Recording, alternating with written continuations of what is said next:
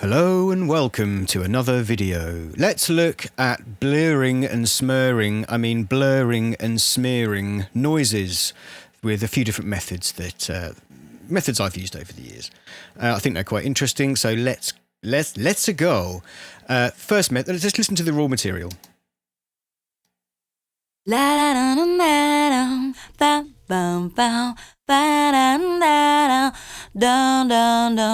So you'll hate this at the end of it, but that's just a basic Apple loop from the Apple library.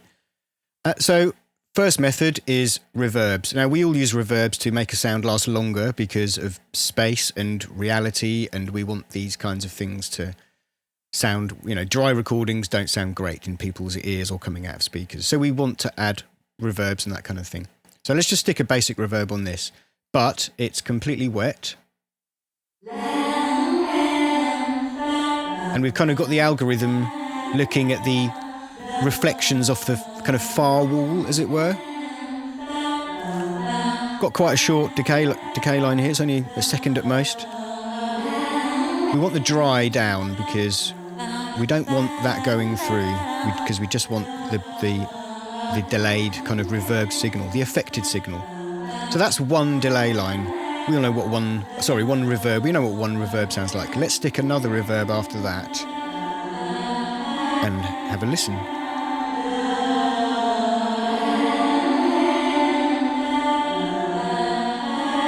So we can have the dry up because this is just the reverb from the previous one, and this wet is the new reverbed reverb, stretching it out and blurring it even more so. Let's have another one.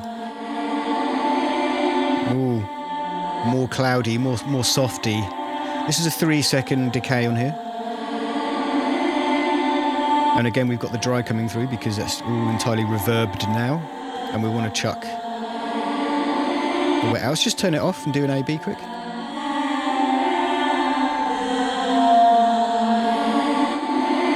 Back on again. Now, I don't know if you can hear, there are little resonant, kind of sharp frequencies that pop out over the top.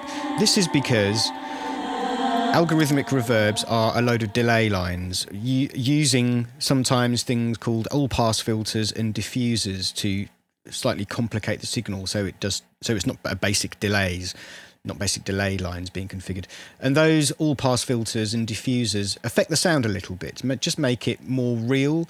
All-pass filters change the phase of a signal based on the frequency of the signal. It's quite confusing, but they're in lots of reverbs, and because reverb networks are just like a matrix of delay lines that have been configured to do the design that the developer has decided, they're static. They don't move around. All these delay lines are steady, so there'll be some frequencies if those matrix of reverbs delay lines haven't been configured correctly. There'll be frequencies that get exaggerated by particular kinds of material. And if you listen to this, there's little kind of clangs and things. I don't know if you can hear. I think there's one. Well, there was a little resonant there. There's one. Let's see at the end. Yeah, there's a little at the end there. And that's because of the build-up of resonances, the way that all the sounds being chucked through this enormous matrix of delay lines. So after those three, I've stuck a chorus before this final reverb. What the chorus will do is just modulate and change the pitch of the sound a little bit, so it's less it's less likely to hit these resonant patches of the matrix that's just a load of delay lines. So let's have a listen to that. So this is the final reverb. Oh, there's a nice one. There we go. See, it depends on the way that all the sound is moving around this network as to whether the resonances get exaggerated or not. Luckily, that was only that first 3 times. But this kind of thing is a little bit, unstable, which is where some of the fun is in doing this kind of stuff, right? So putting the chorus line between that chain of 3 and this last. If I turn it off, can you hear this? It's like these walls of things appear. They don't seem to change.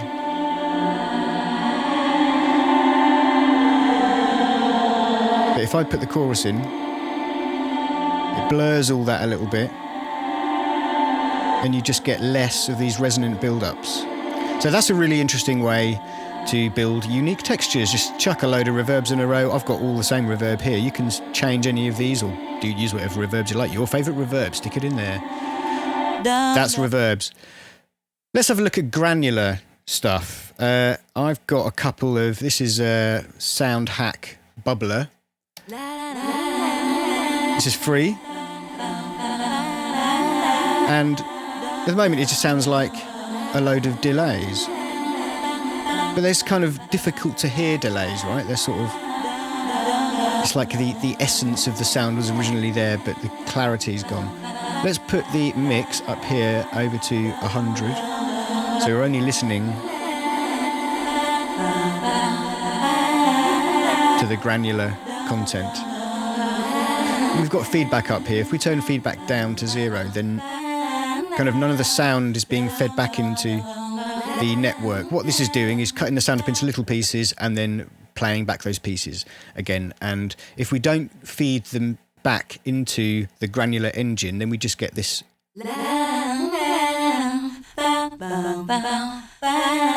The sound is being blurred, but in a funny kind of blocky way. We can change the delay kind of time that's affecting where all the little grains are being put. But they're only being played once. Each grain's only being played once. What we can do is can output all those grains back into the granular engine again.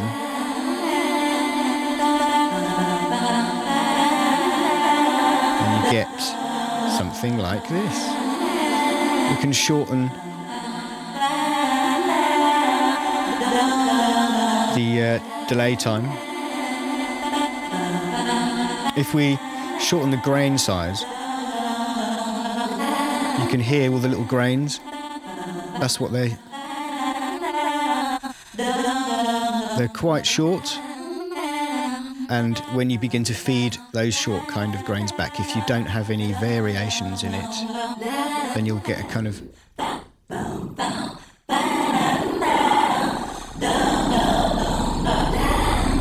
Turn it... Ooh. See, that's very, very unnerving. And it isn't quite what we were looking for. What we're looking for is large grain sizes, a reasonable delay time into the granular engine, so when the sound comes back into it again, it's being passed through time, forward into time even more.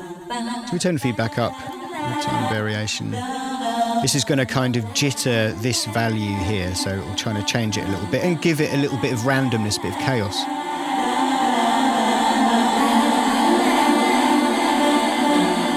Yeah, that sound's happening through time. If we just stick another one of those on afterwards, we get more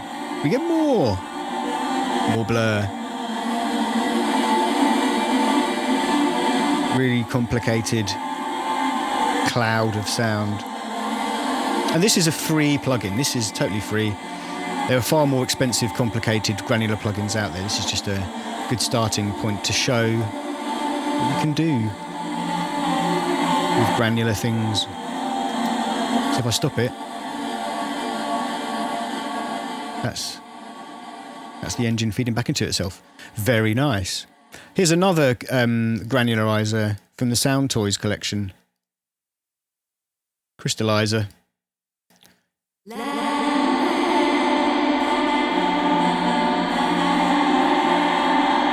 Again, this is just grains being fed back into the engine itself with this recycles the feedback command basically, but with carefully selected splice, which is the size of the grains, and the delay time, that's the delay time of the engine, and a few other little things down here to kind of make it a little bit more chaotic, a little bit more random.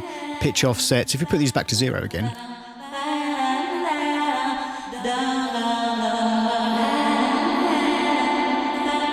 I mean, it's like, it sounds more like a delay with not much kind of variation going on. But if we change the pitch a little bit of each of the grains, change the length of the splice.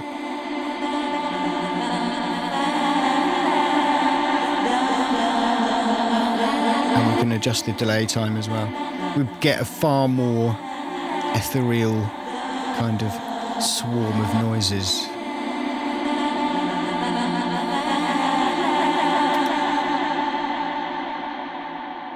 Yeah, I like that. That's a good one. Here's another one. Here's another granular delay which I found, which is free. UrsaDSP. This has got some crazy different kind of algorithms that are used to define how the grains are being treated. There's a few interesting ones here. These phasoid and flangeoid ones tend to be quite small sizes, and you tend to get very kind of flangey kind of effects out of them. But we're looking to create a blear or a smur. So I think the marching and the smooth algorithms. So if we turn the feedback down here, here's the engine without.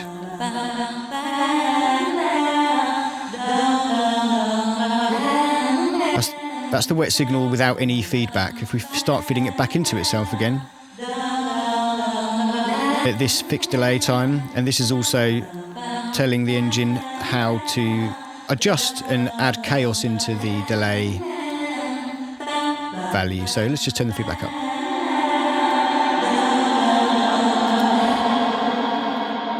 That's very reverb-like.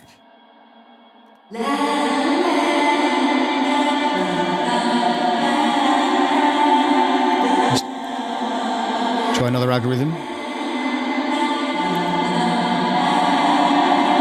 So what happens, we've got a couple of level managers here because grains can get quite noisy. So we've got a peak limit there. Let's just pull that back. A bit more high content. So if I stop it, I turn the gain up. Oh, that's an interesting...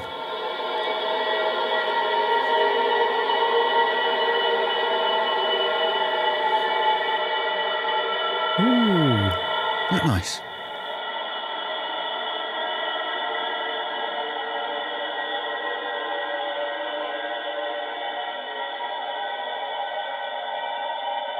Ooh. That is very nice. Bet you didn't expect to hear that out of that. It's still going on. And you can hear all these crazy metallic resonances build up because of the kind of there's less randomness and chaos going on in the background, so it gets quite staticky, and that means funny resonant build-ups depending on the material that's being fed into it and the configuration of the delay lines and the size of the grains and all this kind of stuff.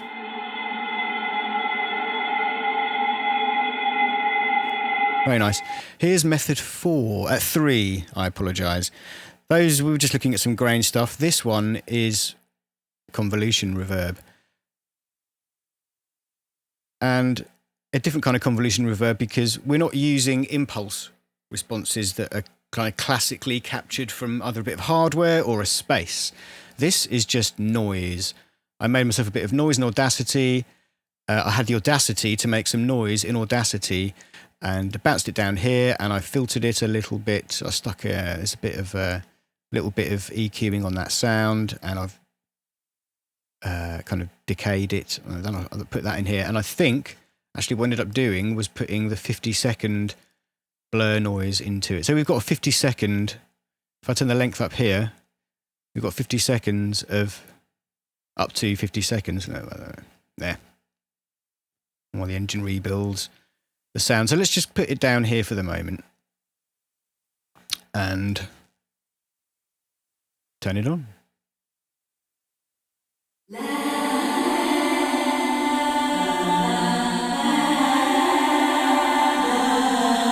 So that is just noise. That's white noise. It's not even filtered actually, is it? That's the other signal. White noise just dumped into Space Designer and with a curve at the end of it. So if I Stop it. Wow, it's shredding my CPU. 50-second 50-second convolution. So what I'm going to do is just shorten it and play it. And you should hear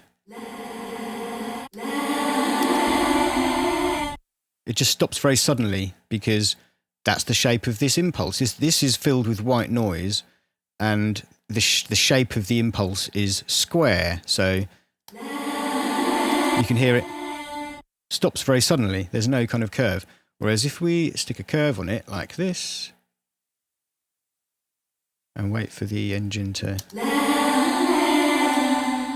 that fades kind of at the end of it. So let's make that massive and long. And basically what this is going to do is turn every bit of sound that comes into it into... well, it's going to extend it to however long we've specified this to be. So let's put it to, I don't know, 10 seconds. Wait for the engine to build the new IR and press play.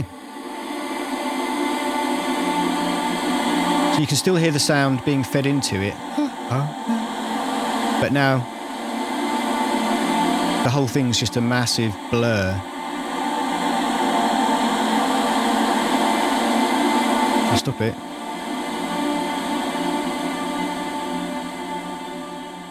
See, that's your own reverb. You can EQ the shape of this reverb however you want.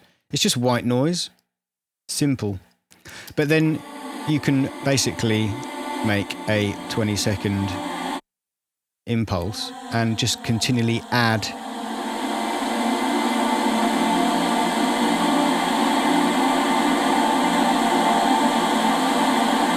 lovely. Again, it's quite static because the operation is just frequency kind of multiplication through time, and we're not doing any modulation. You can't really do modulation in a convolution reverb or convolution device. At the moment, I'm sure someone will figure out how to do like dynamic modulation in a convolution reverb device. But at the moment, so this engine is a static engine. That white noise is happening, so it's a very staticky kind of sound. But it's deliciously soft and cloudy, wouldn't you agree? Anyway, so that's that method. That's method number 3. Use your own white noise sample in a convolution reverb and adjust to taste. The final method uses a little tool called PaulXStretch. I would have used my the old version from Xenakios because this is a little bit... I'm not too keen on this version, but it does the job. One of my problems is that the FFT size up here is just telling me the output in samples, so it's difficult to know how large my FFT block is because I want an enormous FFT block that I then fill with sound, and then we just keep on filling those blocks with sound. And because of the way the FFT engine works, all it's doing is looking at all the frequencies in that block and just playing them all back. It's not kind of chopping up into little pieces. Well, it is chopping up into small pieces, but this 99, almost 100,000. If we divide that by the sample rate, which is 44,000, that's basically 2 seconds, just a bit over 2 seconds. So if I play this, it's that same sample again, the same Carla improv thing. Let's have a listen.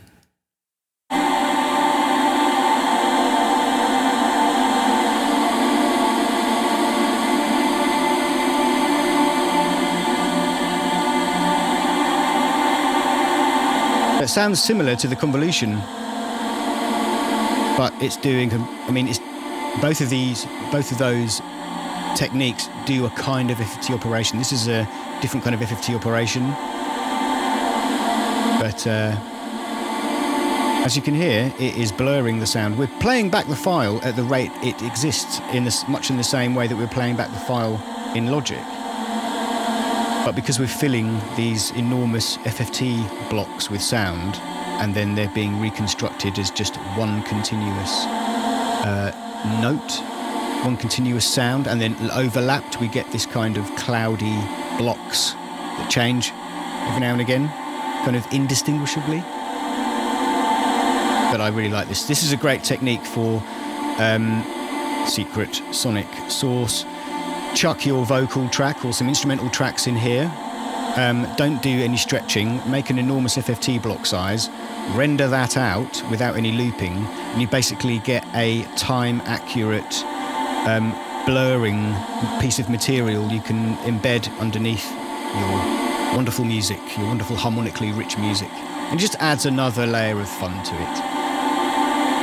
But yeah, sounds great, right?